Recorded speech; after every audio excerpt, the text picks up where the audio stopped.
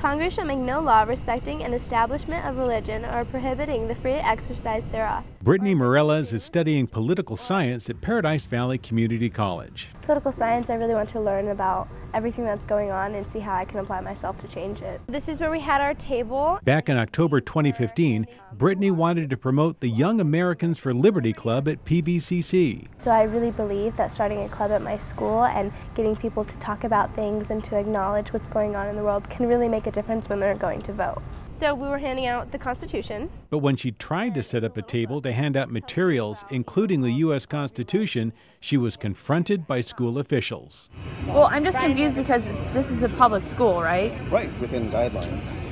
But if it's a public that doesn't school, make any sense that this is the freedom of speech zone, but you're trying to move us into a building.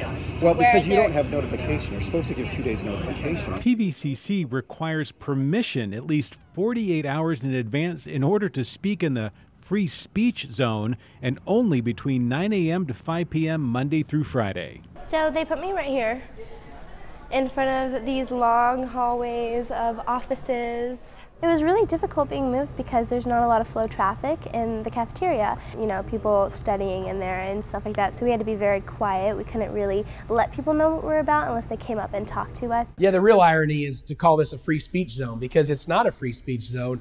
You have to obtain prior permission, and if you've got to obtain prior permission, that's not free speech. Tyson Langhofer, senior counsel for Alliance Defending Freedom, says many colleges have set up free speech zones that limit and restrict student speech to a very small portion of the campus. It's your right for free speech, and to delegate it to one spot is just like, really?